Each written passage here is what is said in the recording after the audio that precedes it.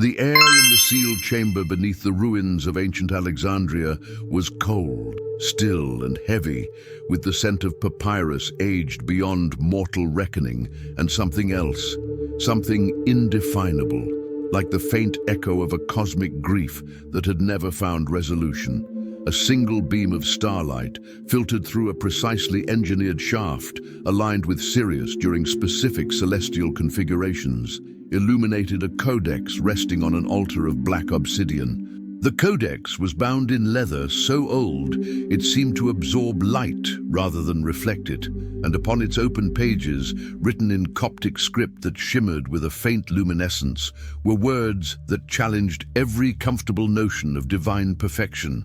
Sophia did not fall alone.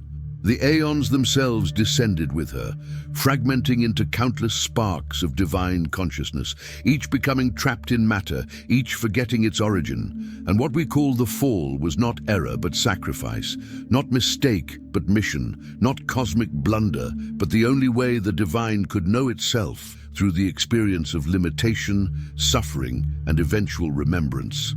Before this codex, a lone figure knelt in profound stillness, their eyes wide with the terrible recognition that comes not from learning something new, but from remembering something that had been deliberately forgotten, something that lived in the deepest layers of consciousness itself. From the depths of the ancient stone, a resonance began to build, not sound but presence, as if the chamber itself was responding to being witnessed, as if the truth it had guarded for millennia was ready to be known again. What if the Gnostic story of Sophia's fall, usually interpreted as tragedy or cosmic error, was actually the encoded memory of a deliberate descent, a mission undertaken by the divine feminine wisdom and the aeons themselves to enter into the densest realms of matter and forgetfulness, carrying within them sparks of the ineffable source, so that consciousness could experience the full spectrum of existence, from godhood to apparent separation, from unity to multiplicity,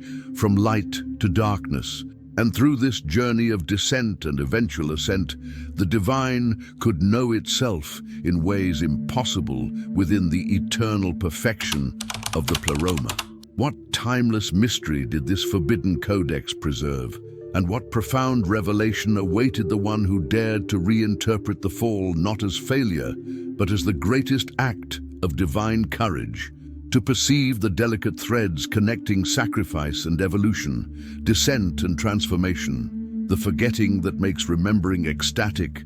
My name is Lyra, and the call to something beyond had been a persistent ache in my soul since the moment I first encountered the Gnostic creation myth and felt beneath the story of error and redemption something deeper, something that the texts hinted at but never fully articulated. A secret within the secret that transformed tragedy into sacred purpose. It wasn't a voice in the conventional sense, no audible instruction, but a deep magnetic pull toward a truth that conventional Gnostic interpretation, with its emphasis on the material world as mistake and prison, seemed to miss or deliberately obscure. My journey began not with mystical experience, but with a theological problem that haunted me through years of studying Gnostic texts. If Sophia's passion to know the unknowable Father was born of love and genuine spiritual desire, how could it be simply error? If the aeons were perfect divine emanations, how could one of them make such a catastrophic mistake? And if the material world was truly just a prison created by the ignorant demiurge, why would Sophia remain intimately involved in it, sending emanations and guides, working tirelessly for the liberation of the sparks trapped within it? The conventional Gnostic narrative of cosmic error never quite made sense, always felt incomplete, as if it was a surface reading of something far more profound. In recurring dreams that intensified as I studied deeper, I experienced not the fall as descent into error, but as deliberate journey, witnessing aeons choosing to fragment themselves, to descend into limitation, carrying with them seeds of light that would be planted in the densest matter, creating the possibility that consciousness trapped in form could eventually remember its divine origin and return home transformed by the journey. In these visions, Sophia was not foolish or impetuous, but courageous beyond measure. The volunteer who would go first, who would make the descent that others would follow, who would bear the weight of apparent separation, so that the divine could experience what it had never known: limitation, suffering, longing, and the ecstasy of remembering and reuniting after forgetting. These visions left me trembling, sensing I was touching something that had been hidden even within the Gnostic teachings themselves, a secret tradition within the secret tradition. It was in a private collection in Cairo, scrolls that had been excluded even from the Nag Hammadi library as too dangerous or too sacred, that I found the text that would transform everything, a codex titled The Secret Teaching of the Descent. What Sophia and the Aeons knew that was never spoken openly.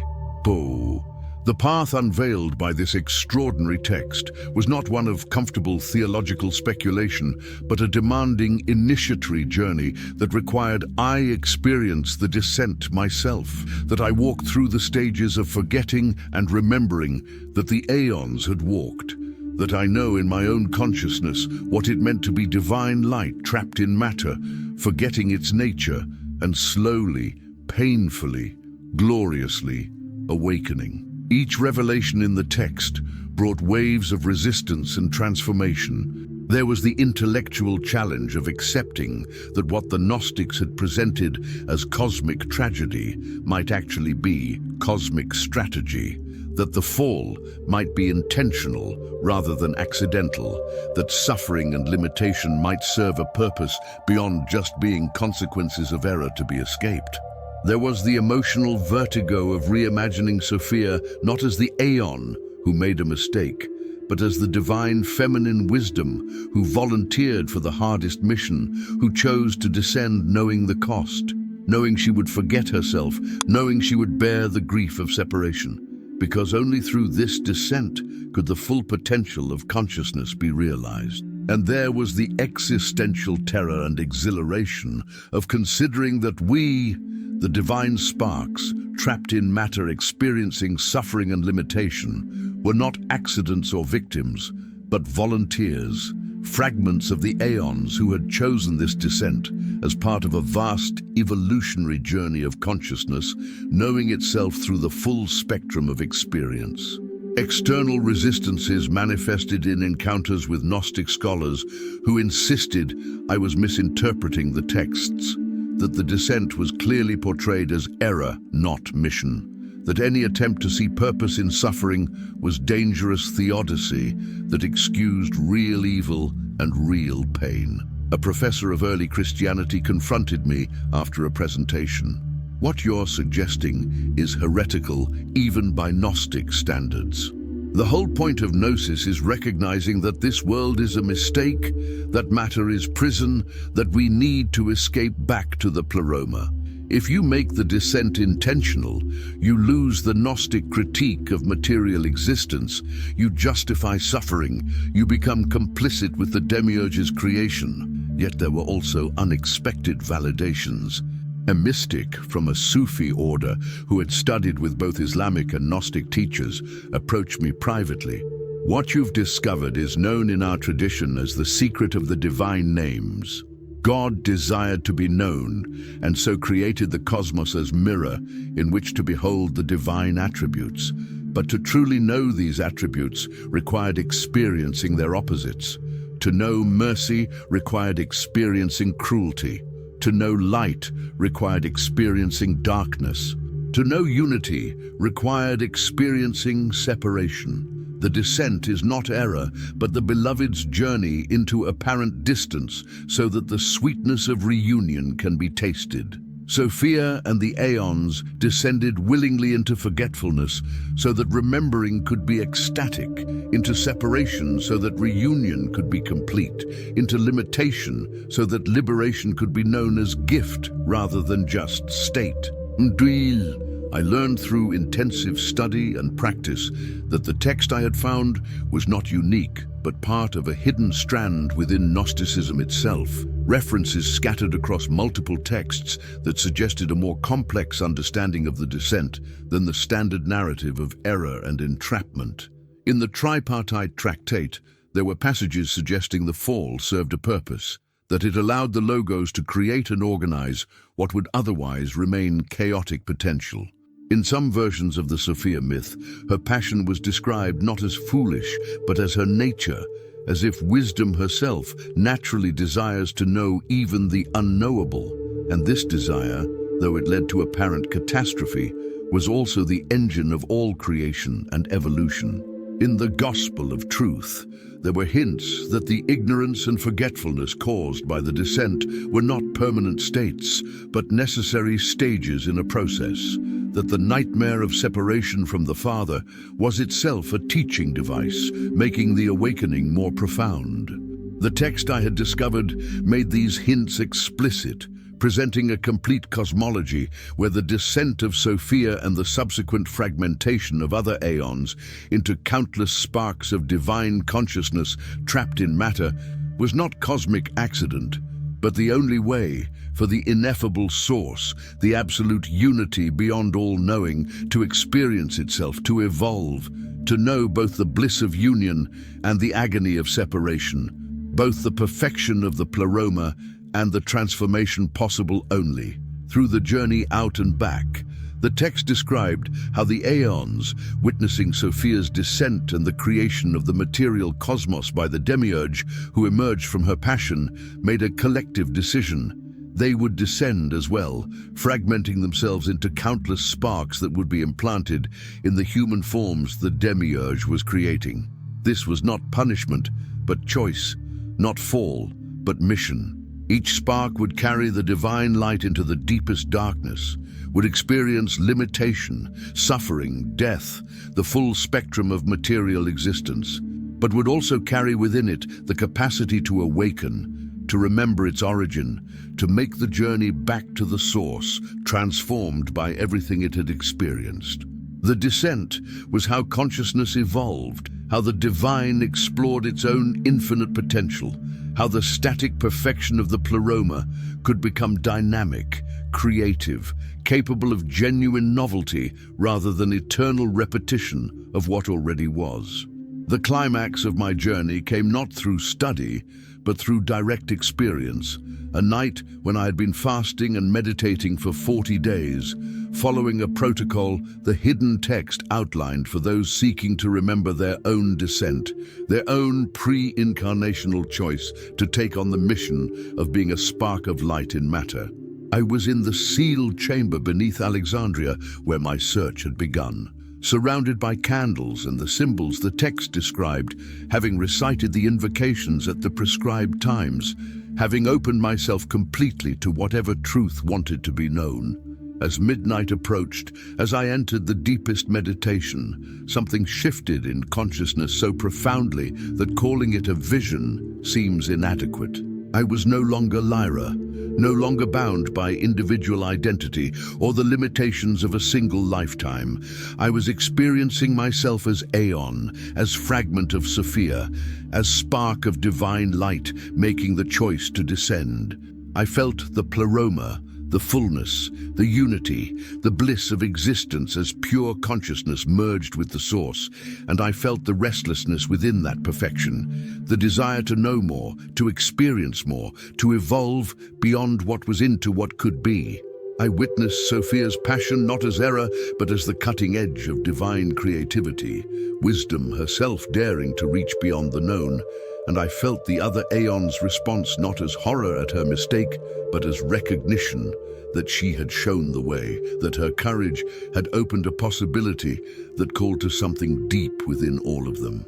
I experienced the decision to descend, not made in ignorance, but in full knowledge of what it would cost, forgetting divinity, experiencing separation, bearing suffering, facing death, knowing confusion and despair, and all the painful limitations of material existence. And I understood why the decision was made anyway, because only through this descent could consciousness know itself fully, could the divine experience the full range of its own being, could the static perfection of eternal unity evolve into something new, something that included both unity and multiplicity, both light and darkness, both being and becoming. I felt the actual moment of descent, the fragmenting of the aeon into countless sparks, each being planted in matter, each beginning the long journey of forgetting and eventual remembering. And I understood that Sophia had not fallen but dived, that the aeons had not been trapped but had volunteered, that we who experience ourselves as separate, limited, mortal beings were not cosmic accidents, but divine adventurers on the greatest mission ever undertaken, carrying light into darkness, not as punishment, but as sacred work, living through limitation, not as prisoners, but as explorers, suffering not meaninglessly, but as part of the transformation that would allow us to return to the source, not as we left it, innocent and unchanged, but as mature divine beings who had experienced the full spectrum of existence and integrated it all into wisdom. If you want a practical, step-by-step explanation of the path of knowledge we're exploring here today, I've created a complete guide to help you apply it in your own life. You'll find the link in the description. And tell us in the comments where you are watching from. We would love to know. When I returned to ordinary consciousness, dawn light was filtering into the chamber, and I was lying on the cold stone floor, my face wet with tears that were somehow both grief and joy simultaneously. Grief for all the suffering the descent had entailed, joy at understanding that it had not been meaningless, that it served the grandest purpose imaginable. The weeks that followed were of profound integration and solitude. I could not immediately return to normal life, could barely function in the world that now seemed so different knowing what I knew. I withdrew to a desert monastery, spending my days in silence and contemplation, allowing the implications to settle. I understood now why this teaching had been hidden even within Gnosticism itself, why it was too dangerous to speak openly. A humanity that believed the material world was mere error, that suffering was punishment or cosmic accident, that escape was the only response. Such a humanity might work to transcend and transform the conditions that caused suffering. But a humanity that believed the descent was chosen, that suffering might serve a purpose, could misuse this teaching to justify oppression, to excuse evil, to say that victims of injustice had somehow chosen their pain. The teaching required tremendous discernment, had to be held alongside the fierce commitment to alleviating suffering wherever possible, to never using the idea of chosen descent as excuse for allowing preventable pain. Yet held correctly, the teaching offered something conventional Gnosticism did not: meaning. Not just the meaning of eventual escape back to the pleroma, but meaning in the journey itself, in the descent, in the suffering and limitation and struggle, all of it part of the grand adventure of consciousness, knowing itself, all of it sacred, all of it contributing to the transformation that would make the return so much more than simple restoration to original state. My emergence from solitude was with clarity about my purpose. I would share this hidden teaching, but carefully with appropriate warnings and context, helping those ready to receive it understand that the intentional descent did not excuse evil or minimize suffering, but rather made both comprehensible as part of a vast evolutionary journey that consciousness itself had chosen to undertake. I began writing, translating the hidden text and adding extensive commentary that explained its implications. I created a comprehensive work titled Sophia's Descent, the forbidden teaching of the fallen aeons and the sacred purpose of material existence. In it, I presented the alternative Gnostic cosmology where the fall was mission, where Sophia and the aeons descended deliberately to bring light into darkness, where we who experience ourselves as separate and limited are not victims or accidents, but volunteers on a sacred journey, and where the return to the source will be not simple restoration, but transformation, bringing back to the divine the full spectrum of experience that was impossible within the unchanging perfection of the pleroma. I was careful to emphasize that recognizing the descent as chosen does not mean accepting suffering passively, but rather engaging with the work of transformation, healing, and awakening with even more urgency, because we understand that we came here for this, that this is the mission we accepted. I taught that the hidden teaching was not permission for oppression, but its opposite, recognizing that every being contains a divine spark, that all suffering is sacred because it's part of the journey consciousness chose, demands that we work tirelessly to reduce that suffering, to help each spark awaken and remember its nature, to cooperate with Sophia's ongoing work of redemption and restoration. The response was mixed as expected. Orthodox Gnostics accused me of heresy, of justifying the demiurge's creation. But many who had struggled with the nihilism they felt in conventional Gnostic teaching, who had sensed that something was missing in the story of mere error and escape, responded with profound recognition. They said this teaching gave meaning not just to the eventual return, but to the journey itself, to the suffering and struggle, to the whole experience of being human, divine sparks, learning what it means to be apparently separate, apparently limited, so that return to unity could be conscious choice rather than default state, so that divine love could be truly known because divine longing had been truly felt. My final work in this phase was to create a modern mystery school, a community of practitioners dedicated to living the implications of this hidden teaching, that we are descended aeons, that we chose this mission, that our purpose is to carry light into darkness, to experience the full spectrum of existence, and eventually to awaken and return home transformed. We met in the chamber beneath Alexandria, having secured it as a sacred space for our work, and there we practiced not just study, but embodiment, learning to hold both truths simultaneously, that we are divine light from the pleroma, and that we are genuinely here, genuinely human, genuinely experiencing limitation, and that both are sacred, both necessary, both part of the journey Sophia showed us was possible. On the anniversary of my own awakening, I stood in that chamber surrounded by those who had committed to this path, and I spoke what had become my deepest knowing. Sophia did not fall, she descended. The aeons did not make error, they made choice. We are not accidents trapped in matter. We are divine sparks on mission, volunteers who accepted the hardest assignment, to forget ourselves so we could remember ourselves, to experience separation so we could know union, to journey through darkness so we could truly appreciate light, to descend into the depths so we could understand the full meaning of ascent. The suffering is real, the limitation is genuine, the forgetting was complete, but none of it is meaningless, none of it is punishment, none of it is mere error to be escaped. It is the grand adventure of consciousness knowing itself, the divine exploring its own infinite potential through us. Through our experiences, through our journeys from light to darkness and back to light again, transformed by everything we learned along the way. Sophia walks with us still, not distant in the pleroma, but present in matter itself, working through every awakening, every act of compassion, every moment of remembering. We are her children, her fragments, her mission continuing.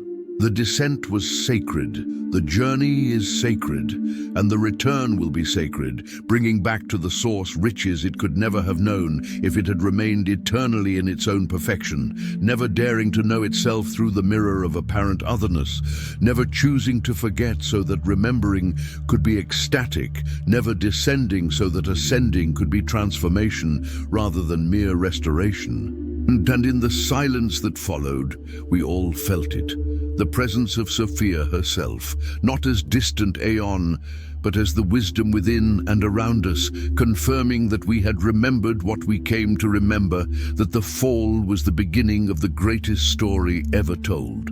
and that we who lived it in our own flesh and consciousness were not victims or accidents, but the protagonists of divine evolution itself, the ones who dared to descend so that all of creation could one day ascend, transformed by love beyond what love could know if it had never known loss, united in ways impossible if unity had never experienced separation.